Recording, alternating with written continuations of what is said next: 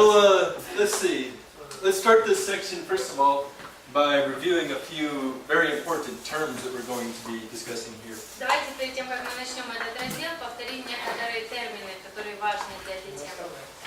It's very important that we're speaking the same language, if you will, when we use these words. Когда мы используем эти слова, очень важно, чтобы мы их одинаково понимали. People try to tamper with a few definitions, and if you can change the definitions, then you can do all sorts of havoc to the theology. Потому что если чуть-чуть поменять определение этих терминов, то можно совсем по-другому перекрутить все богословие. First term, faith. Первый термин – вера. In Hebrews 11:1, it tells us that faith means being sure of what we hope for and certain of what we do not see. И в Евреям 11:1 сказано: «Вера есть осуществление ожидаемого и уверенность в невидимом». As it applies to our purposes and intents today, it means to trust God and or His revealed Word. И для нас, в нашей теме сегодня, это означает доверять Богу, верить Богу и верить Ему, Его явленному Слову. Which is a bit of redundancy, because if you trust His Word, that means you trust the one who wrote the Word, who is God Himself. И это будет логично, если ты доверяешь Слову, то ты доверяешь и тому, кто написал его, то есть самому Богу. Faith is one word that has been tampered with, big time. И вера – это то слово, как раз в котором и происходили разные искажения. There's one very common error out in the theological world today called lordship salvation. Есть одно очень распространенное искажение, заблуждение, которое называется спасение через господство. We all agree that we are saved by grace through faith. Мы все соглашаемся, что мы спасаемся по благодати через веру.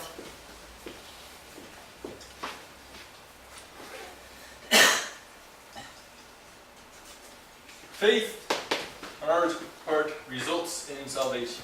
То есть наша вера приводит к спасению. So the way that lordship salvation does it, they will say the same words that I just said. Но те, кто сторонники спасения через господство, они скажут те же слова, которые я только что вам сказала. Faith results in salvation. Ты веришь, и в результате у тебя есть спасение.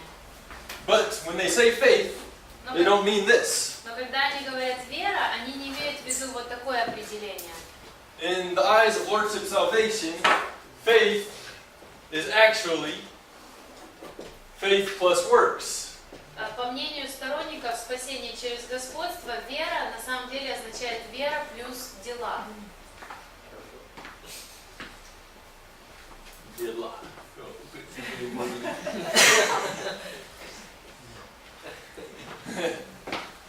All right.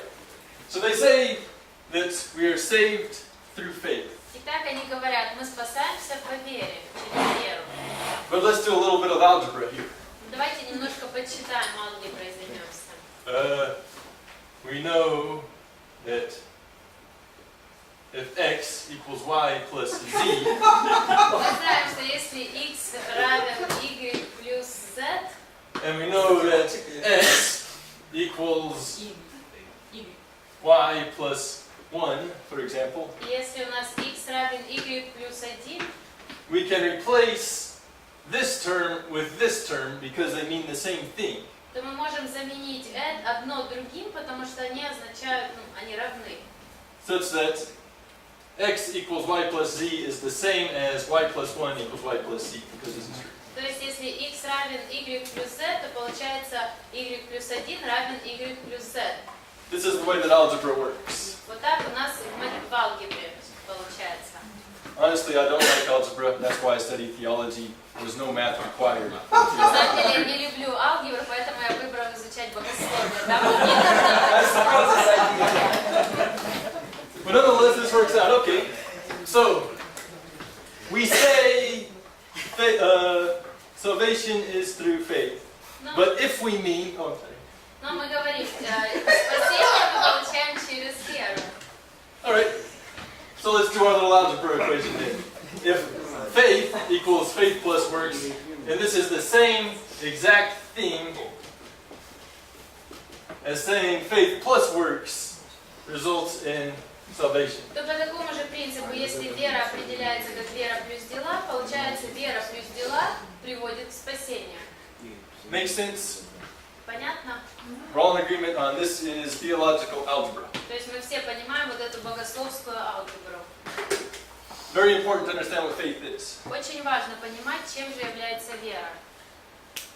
Now, when we hear this whole faith really means works thing, И когда мы слышим вот такие заявления, что вера на самом деле вера плюс дела, the theologians who promote this often refer to one verse. богословы, которые утверждают вот такое, они обычно ссылаются на один стих. This verse, they misunderstand this verse, and they base this whole entire algebra problem on this one verse that they misunderstand. Они неправильно понимают этот один стих, и все свои дальнейшие расчеты в богословии они основывают на этом одном стихе. And I believe that if we look into this verse, Я думаю, что если мы разберемся в этом стихе, and if we understand the verse, если мы поймем стих, it not only debunks the redefinition of faith, это не только опровергнет вот такое определение веры, but it causes a huge problem for them because now they have to both find a new definition for the faith, and this faith definition has to explain away the problem in the verse that they use. и тогда им придется также придумать новое, вот этим сторонникам этого богословия, придумать новое определение веры, и это определение должно объяснить, как это впишется в этот стих. Isn't she the best? I love this one. She's really good. The verse that I'm referring to is found in James 2:17. И стих, о котором я говорю, это Якова 2:17. Sasha?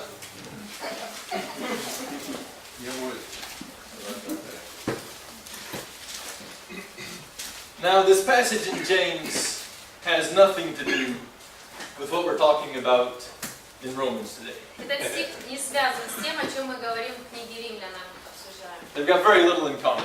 Очень мало общего у них.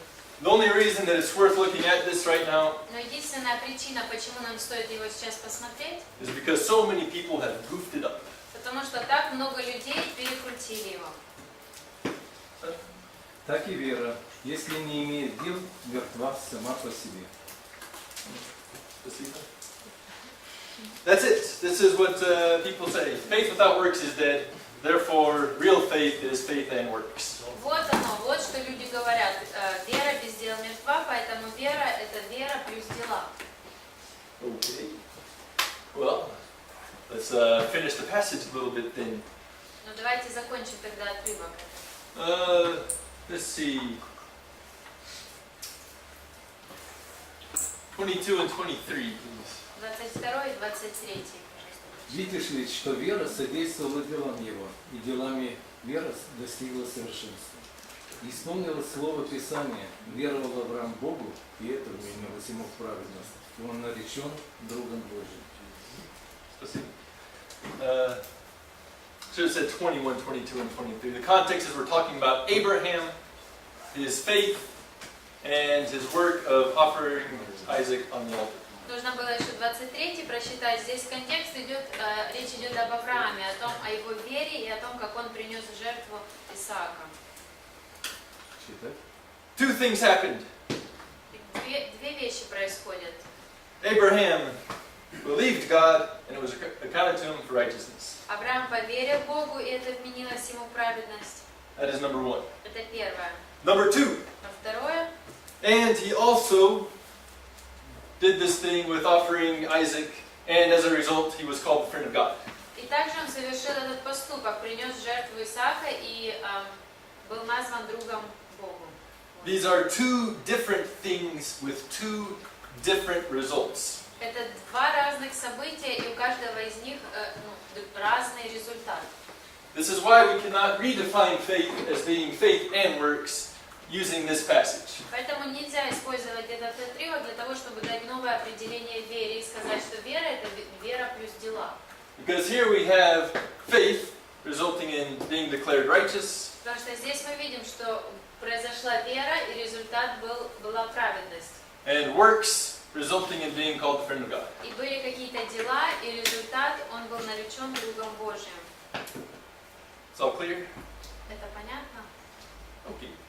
We're going to visit this verse a little bit later. Мы позже еще раз посмотрим этот стих. All right. Let's take a look also at Romans 3:28. Давайте также посмотрим Римлянам 3:28.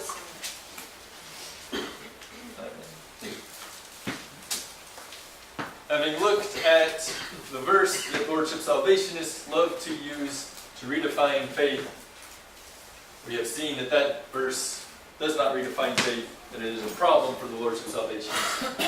Мы видели, рассмотрели тот стих, который используют сторонники спасения через господство, и увидели, почему его нельзя использовать и давать новое определение вере. Давайте теперь посмотрим этот стих. All right, so let's take a look at some more verses that explicitly separate the two as well. Давайте рассмотрим другие стихи, в которых мы видим четкое различение веры и дел. Romans 3:28. Sasha? Римлянам 3:28. Ибо мы признаем, что человек оправдывается верою, независимо от дел закона. Thank you. Okay, we'll talk about the word justified a bit later. Мы позже обсудим само слово оправдан, оправдывается. For now, it is enough to talk about by faith apart from works. Пока что мы обсудим только веру, независимо от дел. How can faith be apart from works if works are a part of faith? Как вера может происходить независимо от дел, если дела по этому определению являются частью веры? If this equation is true, Если бы вот такое уравнение было верным, and we take away works, и мы забираем отсюда дела, then our equation is broke.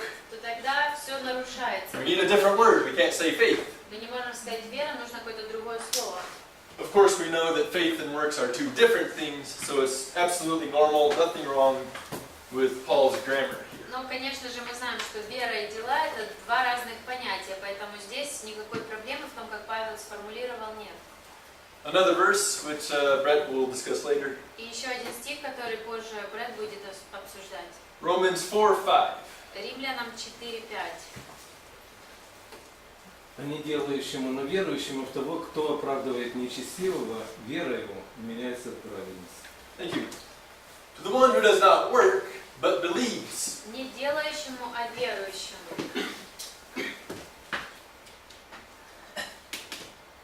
There is no work involved here, right? Опять здесь никаких дел нет.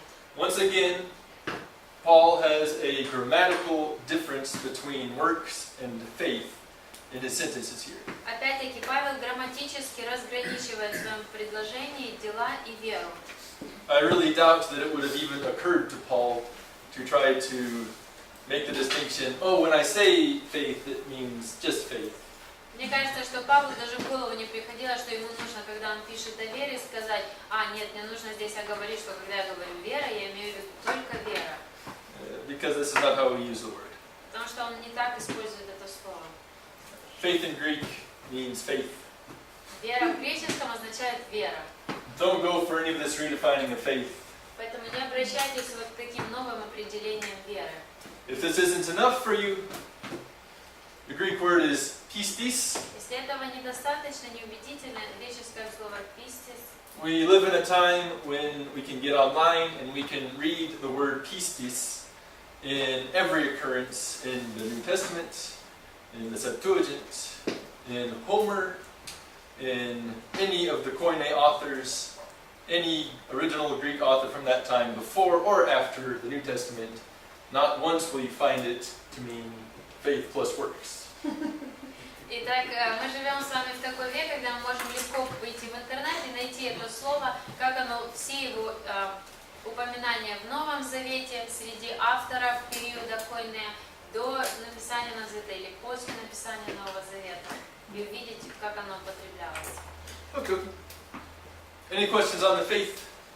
Есть вопросы какие-то по вере? All right.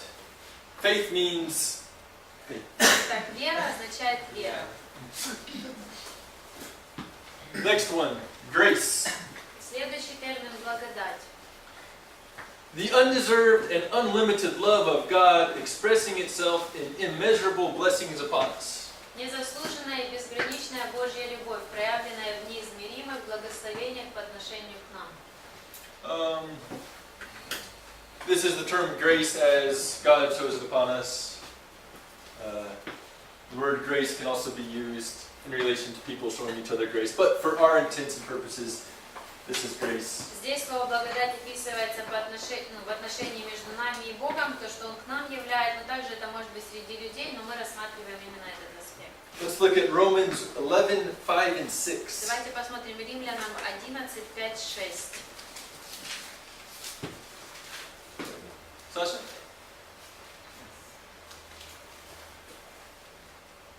Так и в нынешнее время по избранию благодати сохранился остаток. Но если по благодати, то не по делам. Иначе благодати не было бы уже благодати. А если по делам, то это уже не благодать. Иначе дело не есть уже дело. Thank you. But if it is by grace, it is no longer on the basis of works. Но если по благодати, то не по делам. Otherwise, grace is no longer grace. Иначе благодать не была бы уже благодатью. Paul also knows algebra. Павел тоже знаком с алгеброй. Grace cannot be grace and works. Благодать не может означать благодать и дела. There's not an overlap there. И они никак не накладываются, эти понятия там. Ephesians 2, 8 and 9. Ефесянам 2, 8, 9.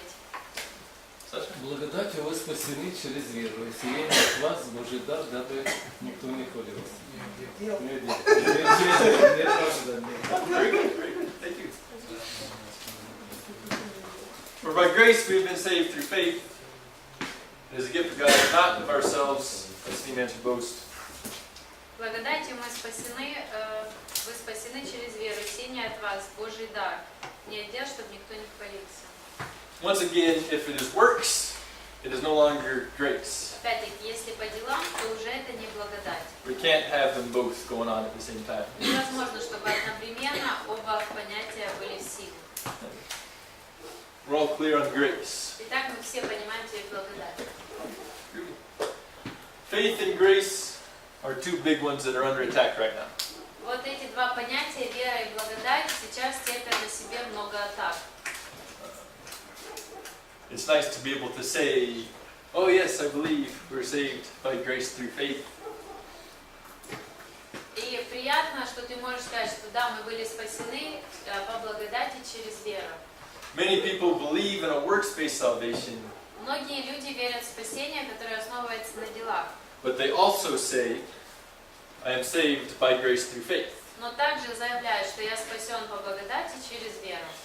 The way they get away with this is by redefining either grace or faith or both. И каким образом у них получается заявлять такое, но верить в другое, это то, что они меняют определение либо веры, либо благодати.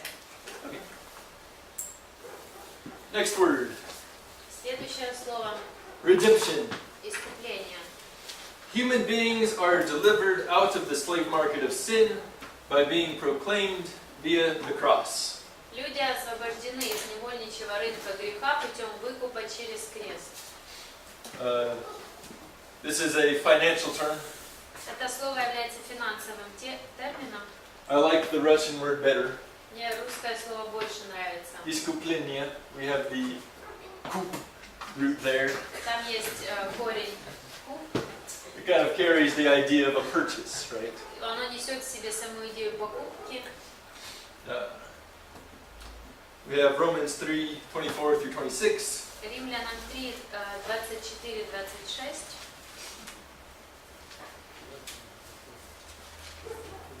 Получая оправдание даром по благодати Его, искуплением во Христе Иисусе, которого Бог предложил в жертву умилостивления, крови Его, через веру, для показания правды Его и прощения грехов, соделанных прежде, во время долгой терпения Божия, по показанию правды Его, в настоящее время, да явится Он праведным и оправдывающим верующего в Иисуса.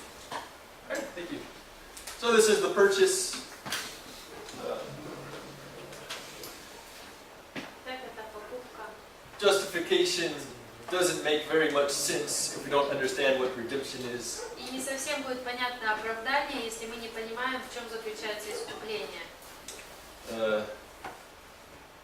The big attack on redemption is that Jesus paid a good part of the cost.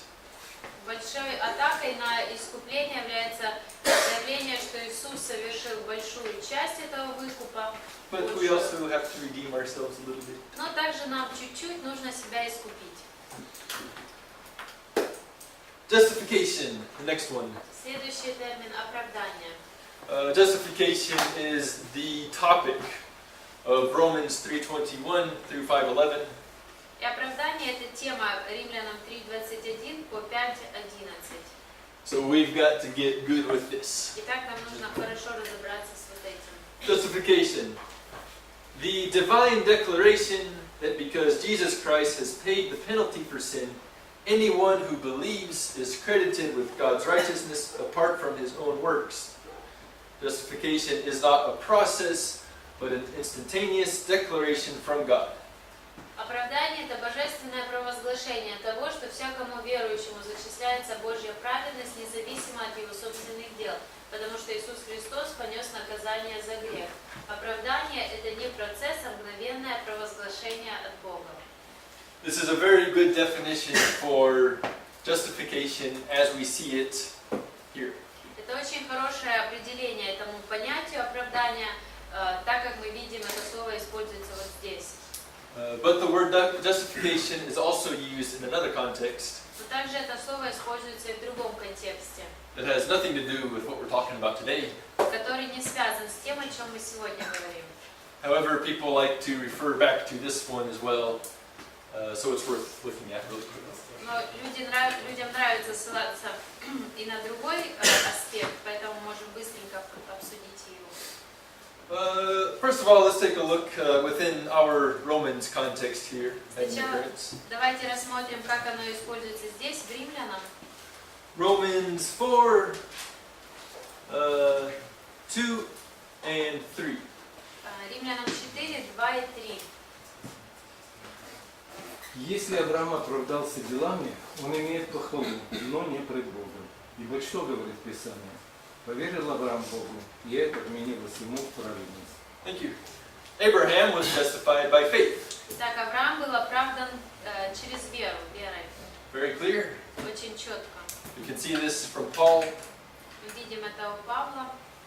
meaning Abraham put his faith in God, and he received eternal life. Что означает, что Авраам возложил свою веру на Бога и получил вечную жизнь. Let's take a look at James 2, 21 through 24. Давайте рассмотрим Иакова 2, 21, 24.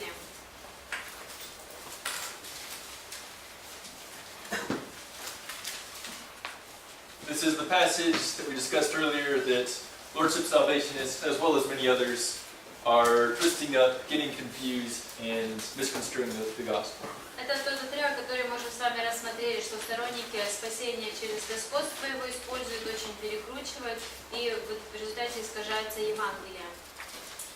Would you read verse 21, please? 21 стих, просите, пожалуйста. Не делами ли оправдался Авраам, отец наш, возложив на жертвенник Исаака, сына своего? So Paul just said explicitly, Abraham was justified by faith. Итак, только что мы услышали, как Павел четко сказал, Авраам был оправдан верой. James just said, Abraham was justified by works. А Иаков только что мы услышали говорит, Авраам оправдался делами. Well, what could this possibly mean? Что же это значит?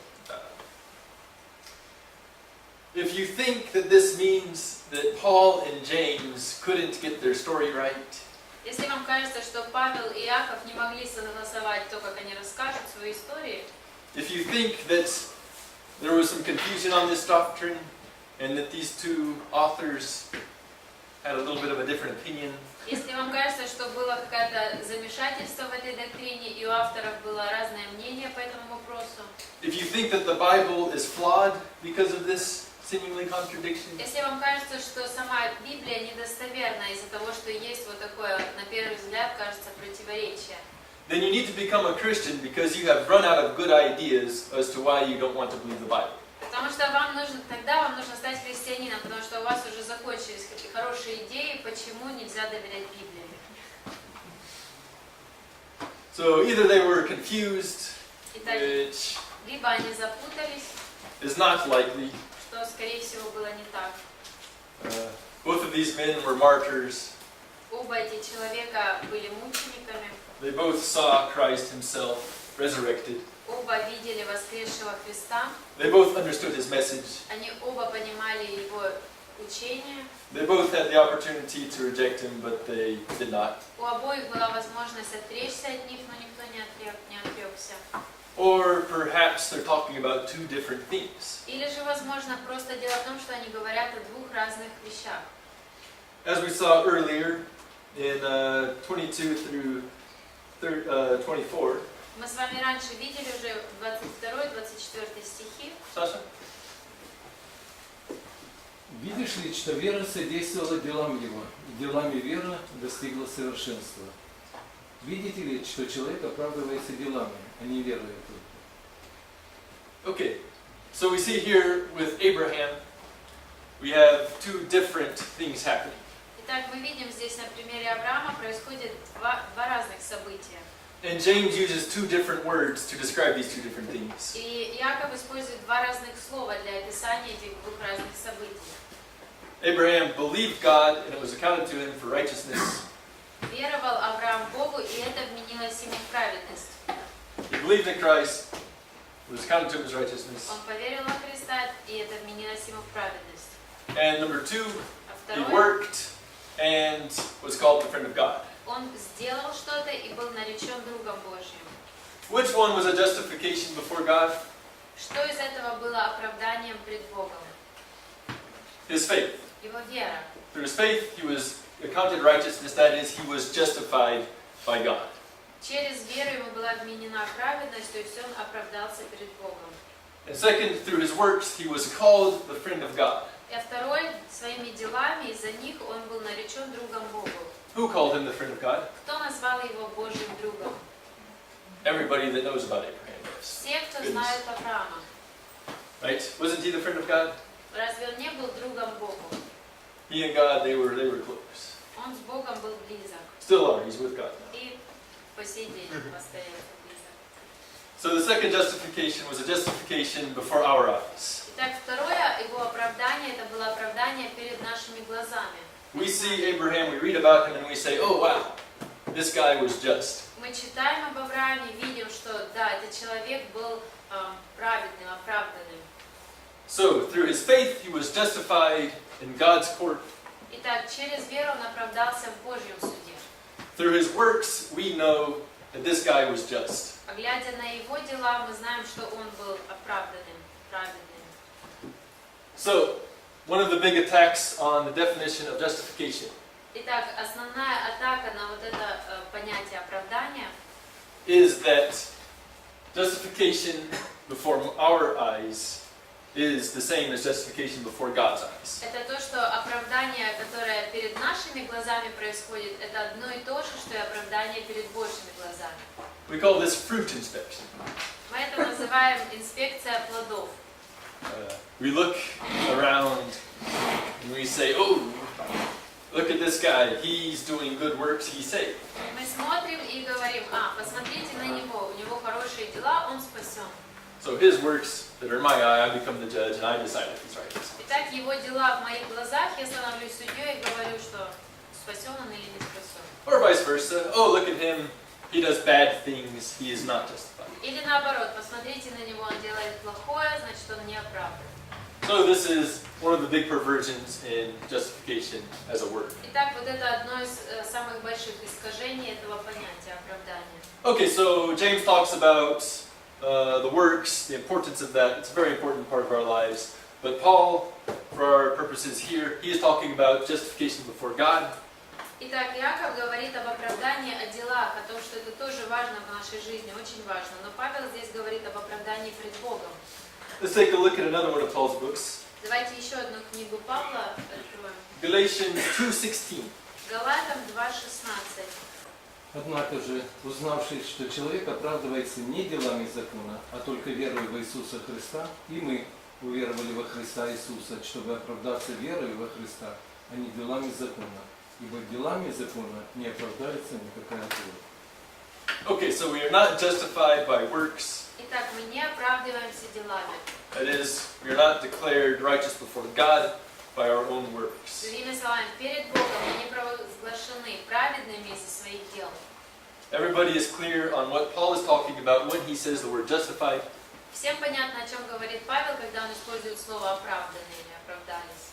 And its relation to our works. И как это связано с нашими делами. That is, there is no relation. Связь такая, что никакого отношения это не имеет к нашим делам. Alright. Next term. Propitiation. Следующий термин — умилостивление. God was satisfied with the work of Jesus Christ on the cross so that his wrath against sin was pacified. Дело Христа на кресте удовлетворило Бога, успокоив его гнев на грех.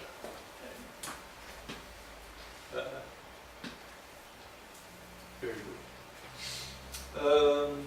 Romans 3:25. Римлянам 3:25. Которого Бог предложил в жертву умилостивления в крови Его через веру для показания правды Его в прощении грехов, соделанных прежде. Very similar term to redemption. Очень похожий термин на искупление. Redemption is how our side of things are paid off. Искупление говорит о том, как за нас было заплачено, выплачено. Propitiation is God, the guy in whom we are indebted, being satisfied. А умилостивление — это тот, перед кем мы были в долгу, он теперь удовлетворен. So, two sides of the same token. Как бы две стороны одного процесса. And the next one, reconciliation. Следующий термин — примирение. The barrier between God and man was removed through the work of God. Then my handwriting gets bad. And so we can be at peace with him. Примирение. Благодаря делу Христа на кресте барьер между Богом и человеком был разрушен, объединив нас с Богом, установив мир между нами и ним. This is another one where the Russian term is better. We've got peace in the middle. Тут тоже здесь русское слово хорошо подходит. Мы в корне видим идею мира.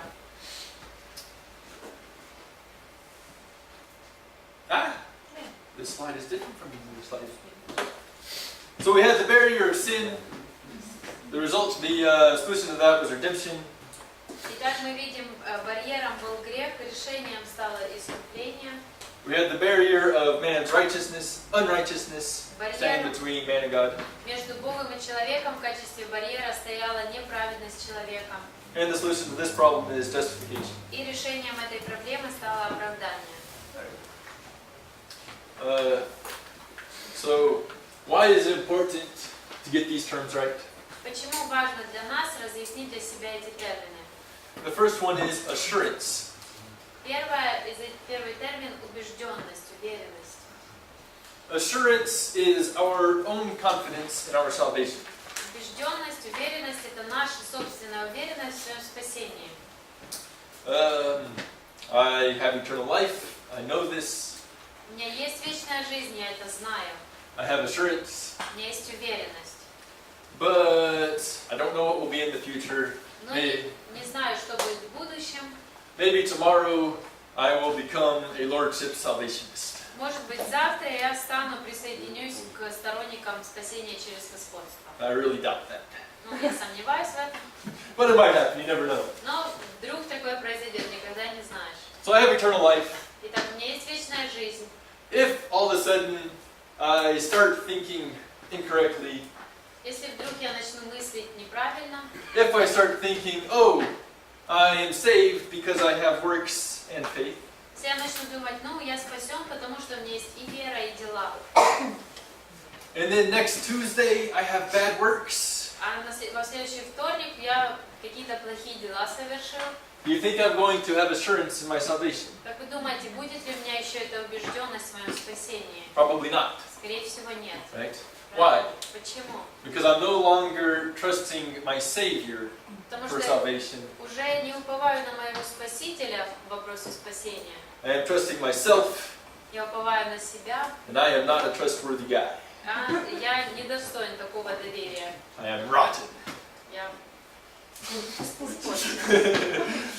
So, as soon as we start mixing up these terms, our assurance is sabotaged. Итак, как только мы начинаем путаться в этих терминах, подрывается наша уверенность. What do we lose the moment we lose assurance? А что мы теряем, как только мы теряем уверенность? Peace and comfort. Мы теряем мир и утешение. Well, goodness, I would hate to go to sleep not certain that I would be saved if a meteor was to hit my window. Было бы страшно засыпать, если ты не уверен и думаешь, может быть, метеор ударит нам в окно сегодня. I mean, it happened over in Russia, it might happen over В here. России же такое произошло, может и здесь будет. How can I ride the marshrutka in peace? Как могу в маршрутке ехать и иметь мир? How can I get a taxi? Как можно в такси сесть? Taxi drivers are crazy. Водители такси сумасшедшие. I used to be a turret gunner in Iraq. A turret gunner, his job is, we have a giant Humvee, right? And there's a machine gun in the top that spins around, right? That was my job, to sit in the turret. Раньше моей работой в Ираке была какая-то машина специальная, наверху которой был автомат, и моя работа была управлять им. This was considered one of the most dangerous jobs in Iraq. И в Ираке это считается одной из самых опасных работ. But this is nothing compared to riding a marshrutka in Kiev. Несравнимо с тем, как ехать на маршрутке. And if I didn't have assurance of my salvation, Если бы у меня не было уверенности в моем спасении, I would not leave my home. я бы из дома не выходила. There would be no peace and comfort Не whatsoever. было мира и утешения.